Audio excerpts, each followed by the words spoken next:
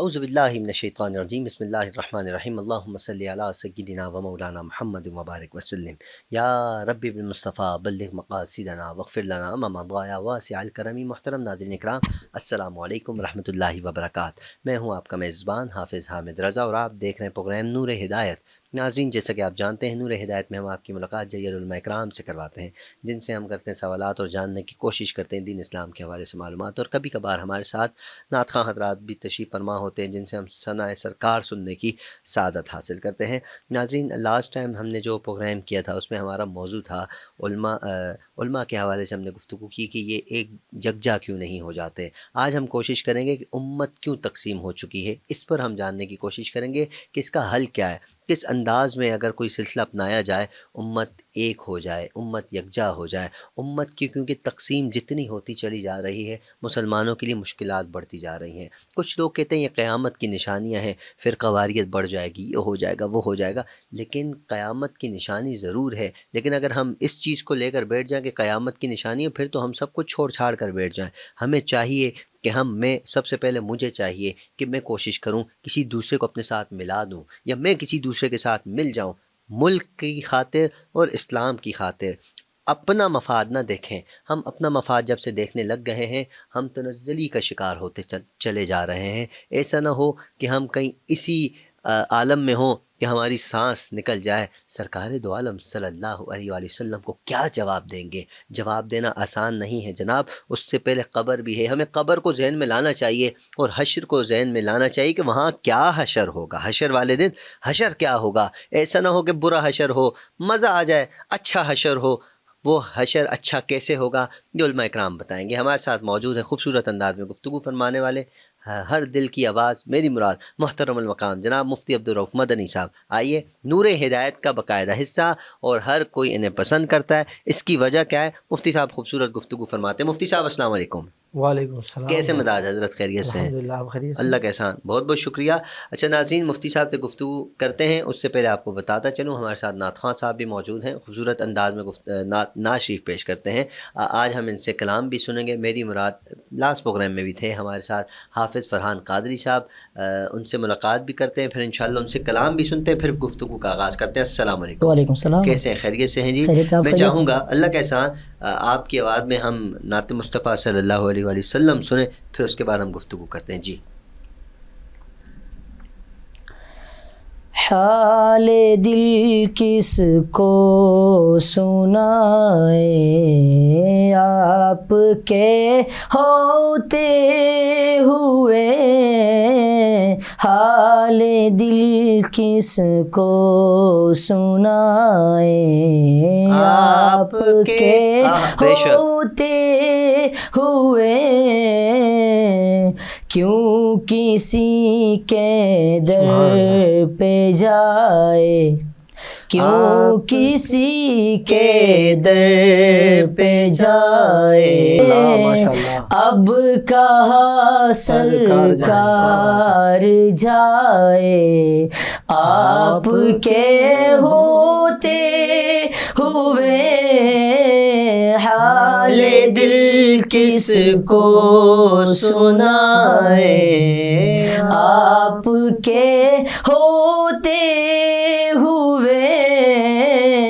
کیوں کسی کے در پہ جائے، آپ کے ہوتے ہوئے. آپ کے ہوتے ہوئے. سبحان اللہ، سبحان اللہ. بہت خوبصورت انداز میں حافظ فرحان قادری صاحب گلہائے عقیدت پیش کرنے کی سعادت حاصل کر رہے تھے. مفتی عبدالرؤف مدنی صاحب ہمارے ساتھ موجود ہیں. مفتی صاحب ارشاد فرمائیے گا کہ کیا ایسا سلسلہ ہو سکتا ہے کہ یہ امت یکجا ہو جائے؟ کس انداز میں یہ امت یکجا ہو سکتی ہے؟ ارشاد فرمائیے. بسم اللہ والحمدللہ والصلاة والسلام علی رسول اللہ، اما بعد. بعد حمد و صلوات کے حامد بھائی، آپ کا بہت بہت شکریہ کہ آپ نے اتنے زبردست پلیٹ فارم میں پہلے کی طرح ہمیشہ کی طرح مجھے دوبارہ مدعو کیا ہے اور گفتگو کرنے کا موقع عنایت فرمایا ہے. ایک بہت بڑا پلیٹ فارم ہے اور ٹی وی کا میں سمجھتا ہوں میڈیا کا پلیٹ فارم ایسا ہوتا ہے جس کے ذریعے آپ لوگوں کو آسانی کے ساتھ سہولت کے ساتھ ان کے گھر میں بیٹھے، گھر پہ بیٹھے ہوئے ہی جو ہے دین کی بات پہنچانے میں مددگار ثابت ہو جاتے ہیں۔ بالکل اس حوالے سے ہم نے غالباً ایک تو بیت المقدس پر ہم جی پورا پروگرام کر چکے ہیں، اور ایک ہم امت کے حوالے سے، تقسیم کے حوالے سے کچھ ہی اس میں گفتگو ہو سکی، علماء کے حوالے سے بات ہوئی تھی۔ آج جو آپ نے بھی سوال کیا یہ اسی کا شاخسانہ ہے، اسی کا میں سمجھتا ہوں پارٹ 3 یا پارٹ 2 کہہ لیں آپ۔ امت کیسے جمع ہوگی؟ دیکھیں، امت کا تعلق جو ہے امت کے نبی سے ہوتا ہے۔ ٹھیک ہے، یہ بڑی گہری بات ہے جی کہ امت کا تعلق اس کے نبی سے ہوتا ہے، اور امت اپنے نبی کو چھوڑ کر کسی اور کے نام پر، کسی اور کے ہاتھ پر جمع ہو نہیں سکتی۔ بالکل جی، اگر امت کو دوبارہ جمع ہونا ہے، دوبارہ کملی والے آقا مصطفیٰ کریم علیہ الصلاۃ والتسلیم کے قدموں میں حاضری دینی پڑے گی۔ سب کو رسول اللہ صلی اللہ علیہ وسلم کی بارگاہ میں حاضر ہونا پڑے گا، تو ہی اس امت کی دوبارہ سے وہ شان لوٹ آئے گی، دوبارہ سے وہ آن، دوبارہ سے وہ اس کا جو مقام ہے، جو مرتبہ ہے، وہ جو رفعت ہے، وہ جو عظمتیں ہیں، وہ دوبارہ یہ امت اپنی کھوئی ہوئی رفعتوں اور عظمتوں کو پا لے گا۔ جہاں تک یہ بات ہے، جو بھی پچھلے پروگرام میں بھی ہماری ایک بات ہوئی، میں چاہتا تھا اس پہ گفتگو ہو جائے، کہ بعض لوگ کہتے ہیں بھائی امت تو، جیسے آپ نے ابھی بھی شروع میں کہا، بھائی تقسیم تو ہونا ہی ہے، آپ صلی اللہ علیہ وسلم نے فرما دیا ہے تقسیم تو ہونا ہی ہے۔ یہ بھی ایک مسکنسیپشن ہے۔ بالکل، اس کو کلیئر کرنے کی، اس کے اندر اس کو موڈیفائی یا اس کو واضح کرنے کی بہت زیادہ ضرورت ہے، اور واضح پھر وہی بات ہے، آپ کو علماء کے قدموں میں حاضر ہونا پڑے گا۔ آج کے دور کا سب سے بڑا ستم، آج کے دور کا سب سے بڑا ستم اور ظلم یہ ہے کہ ہمیں مختصر، تھوڑی سی انکمپلیٹ کہیں سے معلومات مل جاتی ہے، ہم اس کو اپنا پورا دین سمجھ لیتے ہیں۔ مثال کے طور پر اس کا شاخسانہ یا اس کی بنیاد وہ حدیث مبارکہ ہے۔ حضور صلی اللہ علیہ وسلم نے ارشاد فرمایا، میری امت ہر وہ کام کرے گی، ہر اس قدم پر قدم رکھے گی جو بنی اسرائیل نے کیا، بلکہ اس سے قدم آگے بڑھے گی۔ پھر حضور نے ارشاد فرمایا کہ وہ امتیں تو 72 فرقوں میں تقسیم ہوئی تھی، میری امت 73 میں تقسیم ہو جائے گی، یعنی وہ 72 ٹکڑے ہوئے تھے، اس کے 73 ہو جائیں گے۔ اور حضور نے فرمایا ایک فرقہ ناجی، یا جس کو ہم جماعت کہتے ہیں، جس کو ہم جو ہے کثرت کہتے ہیں، حضور نے فرمایا ایک میری امت جو ہے ناجی فرقہ ہوگا، جماعت کثرت جس طرف ہوگی وہ جنتی ہوں گے، باقی دوزخی ہوں گے۔ یہ تو ہو گئی اس حدیث کا مفہوم، جس کی وجہ سے لوگ جو ہے نا مسکنسیپشن کا شکار ہو جاتے ہیں، اور چیزوں کو مسڈ اپ کر دیتے ہیں، اور چیزوں کو جو ہے نا آپس میں ملا دیتے ہیں، اور اختلاط کی وجہ سے جو ہے حق چھپ جاتا ہے اور باطل ظاہر ہو جاتا ہے۔ اس میں پھر وہ لوگ فائدہ اٹھاتے ہیں، جو حامد بھائی یہ بڑا پوائنٹ ہے سمجھنے والا، کہ اس کو وہ لوگ اپنی آڑ اور اپنی دیوار بناتے ہیں جو لوگ اپنا گناہ چھوڑنا نہیں چاہتے، اپنی مستی چھوڑنا نہیں چاہتے، اپنی نافرمانی چھوڑنا نہیں چاہتے۔ سپوز حرام کا کاروبار ہو رہا ہے، ان کو پتہ لگ جائے کہ یار اس کام میں حرام ہے، تو وہ اس بات کو بہانہ بنا کر یار اب کیا مولویوں کے پاس جائیں، کیا علماء کے پاس جائیں، یہ تو خود تقسیم ہے اور ایسا تو ہونا ہی ہے، اب چلو، وہ اس بات کو دبا کے، اس کو بہانہ بنا کے اپنے اس معاملے کو چلاتے رہتے ہیں، جو ان کا ایک غلط کام چل رہا ہے۔ لیکن پھر میں پوائنٹ پر آؤں گا کہ امت کو دوبارہ جمع بھی کرنا ہے، اور ہو بھی سکتی ہے امت جمع۔ بالکل، اگر آپ کو یہ حدیث مبارکہ نظر آ رہی ہے کہ حضور نے ارشاد فرمایا میری امت 73 فرقوں میں تقسیم ہوگی، تو یہ بھی تو حدیث ہے نا، حضور نے فرمایا میرا ایک بیٹا قرب قیامت آئے گا، دوبارہ امت کعبے کے میدان میں طواف مطاف کعبہ میں، کعبہ کیا طواف کرتے ہوئے اس کے ہاتھ پر جمع ہو جائے گی۔ سبحان اللہ۔ حضور نے ارشاد فرمایا جمع ہوگی، پھر حضور نے فرمایا عجم سے اسے مدد ملے گی، تو اس کا مطلب یہ کہ پوری امت دوبارہ اس امام کے ساتھ کنیکٹ ہو جائے گی۔ تو یہ جو ہم علماء کے بارے میں ایک بات کرتے ہیں، یا ائمہ کے بارے میں، کہ عالم یا امام جو ہوتا ہے، امام سے مراد وہی جو عالم دین یا دین کے امت کی رہنمائی کر سکتا ہے، امت کی مشکل وقت میں وہ ابیاری کر سکتا ہے، وہ امام ہے۔ اقبال نے بھی کہا نا، تو نے پوچھی ہے امامت کی حقیقت مجھ سے، حق تجھے میری طرح صاحب اسرار کرے۔ ہاں، ہے وہی تیرے زمانے کا امام برحق، جو تجھے حاضر و موجود سے بیزار کرے۔ دیکھے احساس زیاں، دیکھے احساس زیاں تیرا لہو گرما دے، ہاں فقر کی سان چڑھا کر تجھے تلوار کرے۔ تو یہ، اور پھر آخر میں کیا فرمایا، فتنہ ہے ملت بیضا ہے امامت اس کی، جو مسلمان کو سلاطین کا پرستار کرے، جو یہ کہے کہ اپنے حکمرانوں، اپنے بادشاہوں، اپنے بڑوں، جب یہ کچھ نہیں کر رہے تو ہم کیا کریں گے، وہ تمہارا امام نہیں ہے، وہ تو فتنہ ہے۔ تو بہرحال امام کو ہر کسی نے ڈسکس کیا، علامہ اقبال نے بھی کیا، بزرگوں نے سب نے کیا۔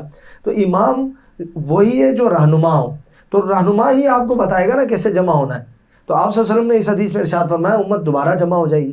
اور پھر حضور کی ایک اور حدیث مبارکہ جو خاص آپ نے حج کے موقع پر، جہاں لاکھ سے زائد صحابہ کرام ہیں، اور صحابہ فرماتے ہیں رسول اللہ صلی اللہ علیہ وسلم کو ہم نے چاہے میدان عرفات ہو، مزدلفہ ہو، منا ہو، ہم نے آپ صلی اللہ علیہ وسلم کو دعائیں کرتے ہوئے ہی پایا، روتے ہوئے ہی، امت کو یاد کرتے ہوئے ہی پایا۔ حالانکہ سب جانتے ہیں، جو سیرت اور تاریخ کو جانتے ہیں، کہ فتح مکہ کے بعد اسلام کا عروج شروع ہو گیا، اور بڑی تیزی کے ساتھ عروج شروع ہو گیا۔ فتح مکہ جیسے ہوا ہے، اس کے بعد سے ہزاروں کے جھنڈ آ کر حضور صلی اللہ علیہ وسلم کی بارگاہ میں کلمہ پڑھ لیتے تھے، اور جا کر اپنی قوموں کو کلمہ پڑھاتے تھے۔ وہاں سے پیغامات آتے تھے کہ اتنے ہزار، اتنے لوگ مسلمان ہو گئے، تو ایک اسلام کا بول بالا ہو گیا، اسلام پھیل گیا۔ اسلام کی وہ جو جس درخت کی رسول اللہ صلی اللہ علیہ وسلم نے حویالی کی تھی، جس کے بارے میں قرآن نے فرمایا نا کہ وَيُعَلِّمُهُمُ الْكِتَابَ وَالْحِكْمَةَ وَيُزَكِّيهِمْ، جب آپ صلی اللہ علیہ وسلم نے یہ اپنے 25-30 سالہ نبوت کے دور میں یہ جب حویالی کر دی، یہ جو قرآن نے ایک اور جگہ فرمایا كَزَرْعٍ أَخْرَجَ شَطْأَهُ فَآزَرَهُ فَاسْتَغْلَظَ فَاسْتَوَىٰ عَلَىٰ سُوقِهِ يُعْجِبُ الزُّرَّاعَ، جو زراع ہے، جو کسان ہے، وہ اپنی فصل تیار دیکھ کر نا اس کے منہ میں پانی آتا ہے، گویا کہ وہ حیران ہو جاتا ہے کہ واہ یار، جو میں نے پھل لگایا تھا، جو میں نے بیج بویا تھا، کیا فصل تیار ہوئی ہے۔ تو اللہ فرماتا ہے کہ اے حبیب، آپ کی فصل کو اللہ نے ایسا، آپ کی محنت کا ایسا رنگ لگایا ہے کہ دنیا دیکھ کر کہے گی واہ واہ کیا جماعت ہے صحابہ کی، واہ واہ کیا جماعت ہے اہل بیت کی۔ تو یہ آپ دیکھیں عروج کا دور ہے۔ اس دور میں حضور دعا کیا مانگ رہے ہیں؟ حضور دعا یہ مانگ رہے ہیں یا اللہ میری امت جس بات پر جمع ہو جائے ان کو گمراہی پر جمع نہیں کرنا۔ تو پتہ یہ چلا امت جمع ہو جائے، جس بھی چیز پر جمع ہوگی اللہ رب العالمین اس چیز کو بابرکت کر دے گا، اس میں فتح عطا فرمائے گا، اس میں نصرت عطا فرمائے گا۔ امت جمع تو ہو، امت ساتھ تو ہو۔ اچھا جمع کیسے ہوگی؟ اس حوالے سے ایک بات کر کے میں آگے بڑھوں گا۔ جمع کیسے ہوگی؟ امت جمع رسول اللہ صلی اللہ علیہ وسلم کے فرامین پر ہو جائے۔ فرامین کیا ہے؟ قرآن پر ہو جائے۔ قرآن، حضور نے فرمایا میں قرآن چھوڑ کر جا رہا ہوں اور اہل بیت چھوڑ کر جا رہا ہوں۔ یہ اہل بیت کا ذکر ساتھ میں کیوں کیا؟ یہاں بھی تھوڑا سا مس کنسیپشن ہے نا۔ اکثر لوگ یہ آپ کو لبرل ٹائپ کے جو اسکالر ہوتے ہیں وہ آپ کو کہتے ہوئے ملیں گے کہ قرآن خود پڑھا کرو بھائی، ترجمہ پڑھا کرو۔ بغیر استاد کے تو ABCD کی فرسٹ کلاس کی بک نہیں پڑھ سکتے آپ۔ قرآن جو راہ نجات ہے، قرآن جس میں سارے راز موجود ہیں، وہ بغیر استاد کے کیسے پڑھ سکتے ہیں؟ جی قرآن راہ ہدایت ہے، نور ہے، رحمت ہے، شفاعت ہے، سب کچھ اس میں ہے۔ تو وہ بغیر استاد کے آپ حل کر لو۔ تو بغیر استاد کے جو قرآن پڑھے گا وہ پھر کسی غلط راہ پر چلے گا۔ قرآن پڑھنا ہے استاد کے ساتھ، اسی لیے اہل بیت کا ذکر کیا کہ قرآن پڑھنا ہے، ساتھ میں صاحب قرآن جو ہوگا، جو قرآن پڑھانے والا ہے، اس کے ساتھ جب آپ قرآن پڑھو گے تو قرآن ہی وہ راستہ ہے جس سے امت یکجا ہو سکتی ہے۔ قرآن ہی وہ مقام ہے جس پر آ کر امت اپنے عقائد، اپنے نظریات، اپنے معاملات کا اجتماع کر سکتی ہے، اور یہی اجتماع ہونا چاہیے۔ ضرورت ہے آج اس عمر کی، ورنہ آج ہم جس حال میں ہیں اس سے بھی اور زیادہ پستی کی طرف چلے جائیں گے۔ اچھا حضرت، یہ بھی قیامت کی نشانی ہے کہ قرب آخرت جو عرب امارات جیسے عرب کنٹریز ہیں، چاہے وہ دبئی ہو، قطر ہو، سعودی عرب ہو، ان کے پاس اس وقت سب کچھ ہے بنسبت پاکستان، وہ بہت آگے ہیں۔ پاکستان کے بعد ایٹم ہے جس کی وجہ سے پاکستان مضبوط ہے، ادروائز ہمارا حال سب کے سامنے ہی ہے۔ کیا یہ بھی قیامت کی نشانی ہے کہ ان کے پاس بہت کچھ آ جائے گا، سب کچھ آ جائے گا، مال تگڑا آئے گا، لیکن دین کے حوالے سے تھوڑے سست ہوں گے؟ کیا یہ قرب قیامت ہے؟ جی بالکل، آپ صلی اللہ علیہ وسلم کے 2 احادیث مبارکہ اس حوالے سے ذکر کروں گا۔ ایک تو رسول اللہ صلی اللہ علیہ وسلم نے ارشاد فرمایا کہ میری امت جو ہے یہ 2 سرخ خزانوں کی مالک بن جائے گی۔ حضور نے یہ شامل، اب یہ 2 سرخ خزانے کیا ہے؟ ایک سرخ خزانہ جو ہے سونا ہے، سونا برآمد ہو گیا ہے ان کو۔ دوسرا سرخ خزانہ تیل نکل آیا ہے۔ جی یہ تیل بھی عرب ممالک کے پاس ہے اور سونا بھی جو ہے عرب ممالک کے پاس ہے۔ کیا بات ہے جی، سبحان اللہ، یہ حضور کی حدیث مبارک ہے۔ اور پھر حضور نے ارشاد فرمایا کہ یہ دنیا میں پڑ جائیں گے اور دین کو چھوڑ دیں گے۔ عرب جو ہے یہ دنیا میں پڑ جائیں گے، دین کو چھوڑ دیں گے، دین کی جو دولت ہے وہ یہاں سے رخصت ہو جائے گی۔ ٹھیک ہے، یہ بات حضور نے ارشاد فرمایا کہ دنیا بھر سے ایمان جو ہے ختم ہو چکا ہوگا۔ پھر جو ہے یہاں تک کہ حضرت امام مہدی رضی اللہ تعالیٰ عنہ طواف کعبہ کر رہے ہوں گے، دوران طواف کعبہ آپ کو اولیاء اللہ پہچانیں گے کہ یہ ہے حضرت امام مہدی رضی اللہ تعالیٰ عنہ۔ ان کے ہاتھ پر ہم نے بیعت کرنی ہے، اور یہ ہمیں جو ہے مختلف فتن جو چل رہے ہوں گے ان فتنوں سے یہ ہستی ہمیں بچائے گی۔ تو حضرت امام مہدی رضی اللہ تعالیٰ عنہ راضی نہیں ہوں گے بیعت کرنے پر، آپ کو اولیاء اللہ مجبور کریں گے تو پھر آپ بیعت کریں گے۔ تو ایک بات تو یہ ہے کہ یہ امت جو مالدار ہے، حضور نے اس کا اشارہ پہلے ہی ارشاد فرما دیا تھا۔ پھر حضور نے دوسری بات جو ارشاد فرمائی کہ یہ جو ہے دین ان سے رخصت ہو جائے گا۔ تیسری جو بخاری کی روایت ہے وہ میرے ذہن میں بھی آئی، حضور نے فرمایا ان تر الحفاۃ العراۃ العالۃ رعاء الشاء یتطاولون فی البنیان۔ فرمایا اے میرے، جب حضرت جبریل امین، یہ حدیث جبریل کا حصہ ہے، جبریل امین علیہ الصلوۃ حضور کی بارگاہ میں حاضر ہوئے، وہ جو سوال کیا اخبرنی عن الایمان والاحسان والاسلام، حضور سے سوال کیا یا رسول اللہ اسلام کیا ہے، ایمان کیا ہے، احسان کیا ہے۔ تو وہاں قیامت کے بارے میں جب سوال ہوا تو حضور نے فرمایا جبریل قیامت کے بارے میں تو نہیں، اس کی نشانیاں ہیں، نشانیاں یہ ہے کہ تم قرب قیامت بھوکے ننگے حفاۃ العراۃ الرعاء الشاء، یعنی جو وہ لوگ جن کے پاس کپڑا نہیں ہے، تن پہ اچھا کپڑا نہیں ہے، پاؤں میں اچھی چپل پہننے کے لیے نہیں ہے، یہ عرب کے بدووں کی بات کر رہے ہیں جن کو ڈھنگ ہی نہیں تھا، جو نہ کھانا کھانا جانتے تھے نہ اور زندگی کے عادات اطوار افعال جانتے تھے۔ فرمایا یہ لوگ بھی بڑی بڑی عمارتوں کے مالک بنیں گے۔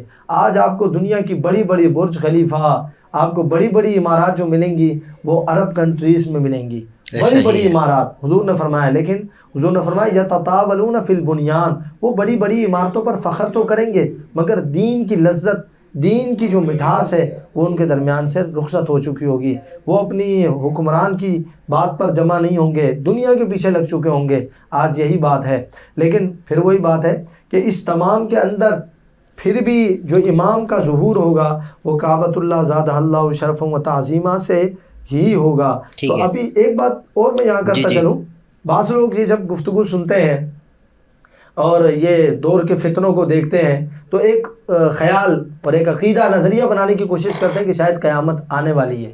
دیکھیں ہمارا تو آج کا دور ہے نا، تقریباً 1450 سال ہو گئے آپ صلی اللہ علیہ وسلم کو۔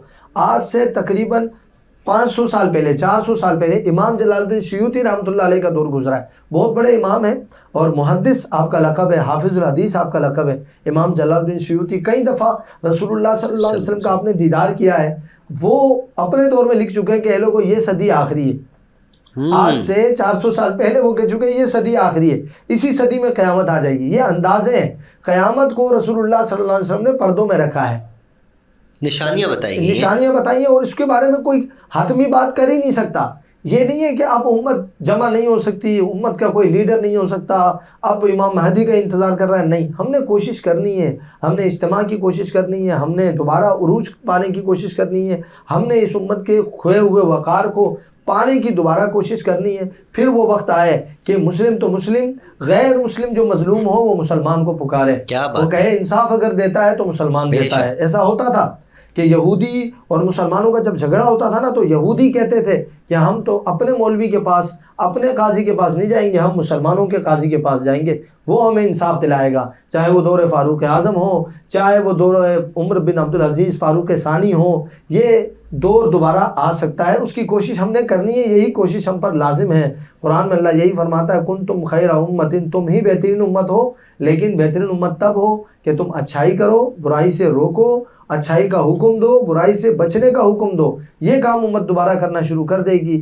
اجتماع کی طرف جائے گی، امت اپنا کھویا ہوا وقار پا سکتی ہے۔ اچھا حضرت، میں چاہوں گا آخری ہمارے پاس 1.5 سے 2 منٹ ہیں، کوئی پیغام اگر آپ ہمارے ناظرین کو دینا چاہیں اس پلیٹ فارم کے ذریعے۔ میں یہ کہوں گا کہ ہمیں کم از کم، میں نے دیکھا ہے، آپ نے بھی اس چیز کو دیکھا ہوگا کہ آپ صلی اللہ علیہ وسلم نے ارشاد فرمایا میری جو پوری امت ہے یہ ایک جسم کی مانند ہے، جسم کے کسی کونے پر اگر تکلیف ہو رہی ہو نا، پاؤں کے ناخن میں، تو سر میں بھی درد محسوس ہوتا ہے، سر میں درد ہو تو آپ کا آدھا نیچے سینے سے نیچے جو جسم ہے وہ پرسکون نہیں ہوتا، وہ بھی تکلیف محسوس کرتا ہے۔ حضور نے فرمایا دنیا میں کسی مسلمان کو تکلیف ہو تو دوسرے کونے میں جو مسلمان ہے اس کو تکلیف ہوتی ہے۔ اگر ہمیں تکلیف ہو رہی ہے، فلسطین میں کٹنے والے بچے ہمارے ہی مسلمان بھائی ہیں، وہاں شہید ہونے والی بچیاں، خواتین جن کی عزتیں تار تار ہو رہی ہیں، اگر وہ ہماری ہی بہنیں ہیں، ہماری ہی مائیں ہیں، تو پھر ہم اپنے گھر میں کیسے جشن منا سکتے ہیں؟ ہم اپنے گھر میں کیسے خوشی کا ایک واویلا مچا سکتے ہیں؟ خوشی اگر آئی ہے تو خوشی کو سادگی کے ساتھ منائیں، کیونکہ یہ وقت امت پر ظلم و ستم ہو رہا ہے، امت جنازے اٹھا رہی ہے، روز کے 100 500 1000 جنازے اٹھا رہی ہے۔ وہ امت جو اس 1.5 مہینے کے اندر 6000 کے قریب بچوں کے جنازے اٹھا چکی ہے، چھوٹے چھوٹے نونہال 2 ماہ 4 ماہ 6 ماہ 1.5 سال 2 سال کے بچوں کے جنازے جو امت اٹھائے، کسی کا منہ پھٹا ہوا ہے دھماکے سے، کسی کا اعضاء پھٹے ہوئے ہیں، تو ایسے جنازے اٹھانے کے بعد وہ کیسے اس طرح اپنی عیاشیوں میں زندگی گزار سکتی ہے؟ ہمیں اپنی عیاشیاں کم کرنی چاہیے اور زیادہ سے زیادہ جس طرح ہیلپ آؤٹ کر سکتے ہیں ہم اس ہیلپ میں اپنا حصہ ملائیں۔ اللہ تعالیٰ ہم سب کو سمجھنے اور سیکھنے کی آمین توفیق آمین۔ عطا بہت بہت شکریہ مفتی صاحب، بہت خوبصورت گفتگو فرمائی، دردناک بھی گفتگو ہم اسے کہہ سکتے ہیں، ایموشنل بھی کہہ سکتے ہیں۔ معاملات کچھ یوں ہیں کہ جو گفتگو کی جائے ختم ایک ہی بات پر ہوتی ہے کہ فلسطین پہ بہت ظلم ہو گیا، خدا را اس کو بند کرائیں، کچھ کریں، ہمارے مسلمان بھائیوں پہ تھوڑا سا طرز کھائیں۔ چھوٹے چھوٹے بچے، بہنیں، جوان، بوڑھے بزرگ سب اس کا شکار ہیں۔ اللہ پاک سب کے درجات بلند فرمائے اور ان کے صدقے جو شہید ہو گئے اللہ پاک ہمیں ہدایت عطا فرمائے۔ مفتی صاحب آپ کا بھی بہت بہت شکریہ، فرحان صاحب آپ کا بھی بہت بہت شکریہ۔ ناظرین انشاءاللہ اگلے پروگرام میں آپ سے ملاقات ہوتی ہے، تب تک آپ سے گزارش ہے اپنا خیال رکھیے، ہم سب کو دعاؤں میں یاد رکھیے۔ السلام علیکم ورحمۃ اللہ۔